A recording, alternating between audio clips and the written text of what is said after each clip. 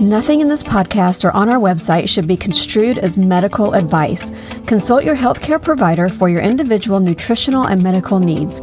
The information presented is based on our research and is strictly that of the author and not necessarily those of any professional group or other individual. Hi, I'm Sue Becker from Bread Beckers. Welcome to Sue's Healthy Minutes. I'm so excited you've joined me today, and I hope this episode encourages you and allows you to find the answers you have been praying for the health of you and your family. It's Memorial Day, a day of remembering all those who have given their lives for our freedom.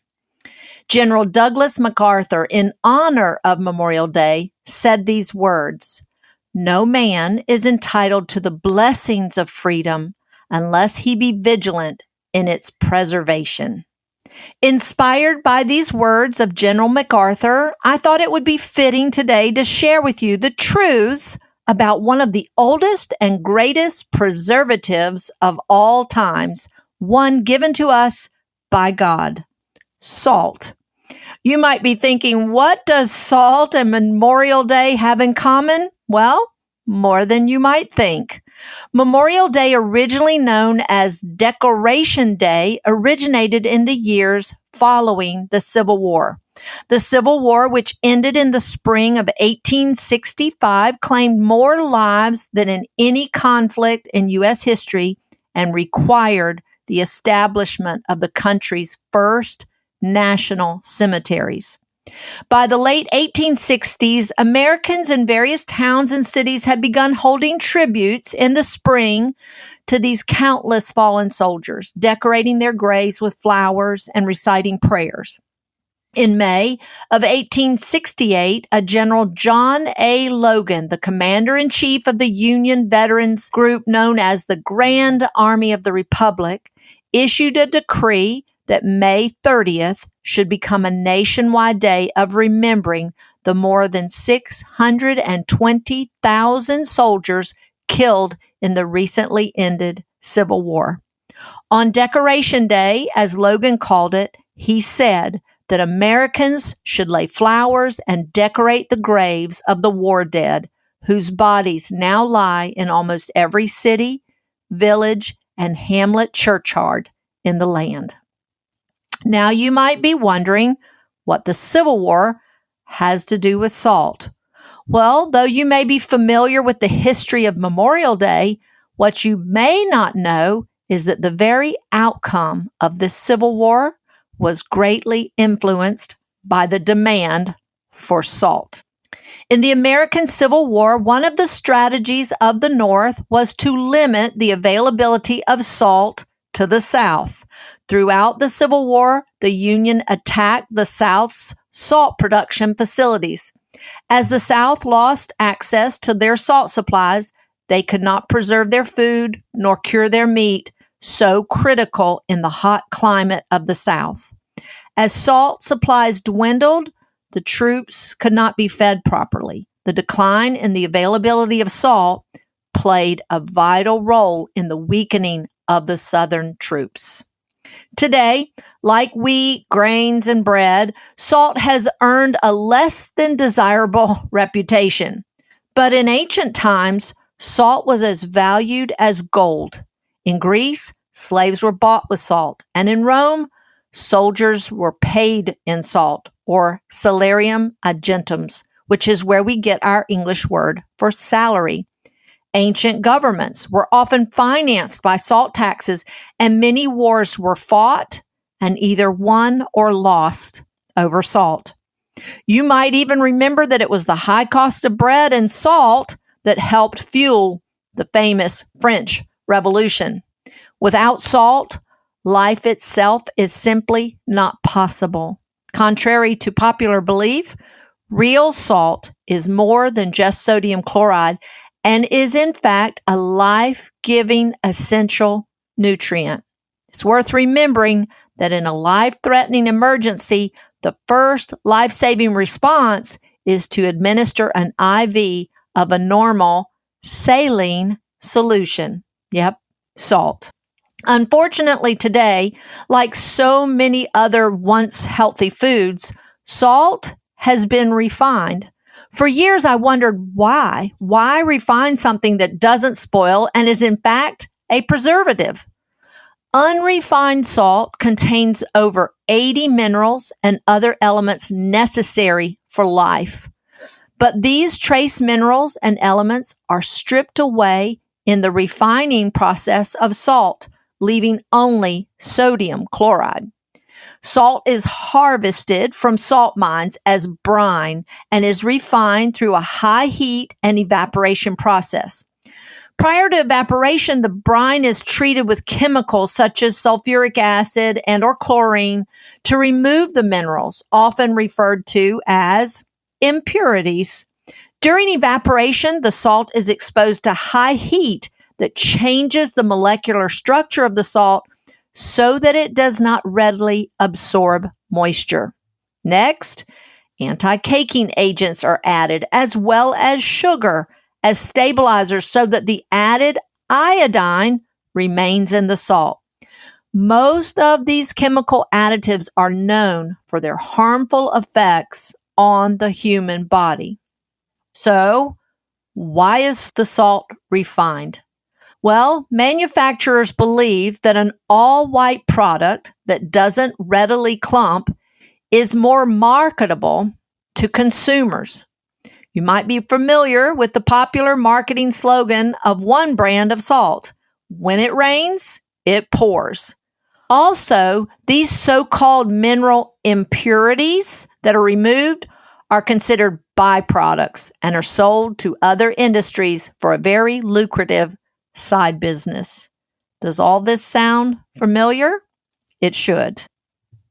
In his book, Your Body's Many Cries for Water, Dr. Faradun Batmanglij stresses the importance of the salt and water connection in the body. He writes of the importance of salt in the body to maintain proper balance between the extracellular and the intracellular fluids. He refers to these fluids as the oceans within the body. The extracellular ocean, as he calls it, contains white blood cells, red blood cells, as well as vitamins and minerals. The intracellular ocean contains the interior structures of the cell. These two oceans are in constant flux. Unrefined salt is the substance that nourishes both of these oceans. The sodium in unrefined salt is primarily concentrated in the extracellular ocean, while the potassium concentrates in the intracellular ocean and is necessary for proper cell hydration. Other minerals such as calcium and magnesium share in helping the two oceans communicate with each other. Refined salt lacks potassium and other minerals, and it will not nourish this intracellular ocean. The osmotic pressure of the refined sodium in the extracellular ocean will pull water from the interior of the cell, leaving the cell in a dehydrated condition. The long-term ingestion of refined salt can lead to cellular problems as well as the onset of chronic illness. As with other refined foods stripped of their vital nutrients, refined salt is a poor food choice. Sodium chloride, as a salt, was never meant to be ingested without its complementing trace minerals. Without the balancing effect of the trace minerals, refined salt provides the body with too much sodium. Coupled with the high sodium or refined salt content of processed foods, creates an even greater imbalance. The consequence of ingesting large amounts of refined salt are mineral deficiency, imbalance of intra and extracellular fluids, increased acidity in the body, and, like mentioned before, the onset of chronic disease, to name just a few. Unrefined salt, on the other hand, does not pose these health risks and should therefore be the salt of choice. In fact, Unrefined salt possesses many remarkable healing properties and can, in some cases, actually promote the cure. The trace minerals found in unrefined salt, such as calcium and magnesium and potassium, can help maintain the proper cellular fluid balance. It can help restore proper acidity and alkalinity balance. It can support our adrenal gland function and even influence hormone imbalance and encourage good immune function and detoxification. The healing benefits of unrefined salt is truly remarkable, and we have only scratched the surface today. This brief listing is in no way meant to be taken as a treatment plan of any illness or health concern. I am not a doctor, and I do not claim to know what your body may need, but it is important to know that salt is not just sodium chloride. And just like our bread, it needs to be real and unrefined, just as God created it. After years of searching, Bread Becker's has chosen to carry Redmond's unrefined real salt. The salt is simply mined from the ground and contains at least 60 trace minerals. It gets its rusty red color from traces of iron and the black speckles from the manganese. Traces of magnesium add a rosy color, and these combine to give real salt an overall pinkish color and a slight sweetness. Now, a byproduct of mining salt is clay, so we also carry Redmond's bentonite clay, which is excellent for applying to burns and relieving upset stomach, especially when traveling to other countries. There are other uses of clay that we may discuss later, but for today, real salt and bentonite clay should be staples in any home. I am sure there are other sources of unrefined salt, but be aware there are many marketing words used to make you think a salt is unrefined when perhaps it might not be.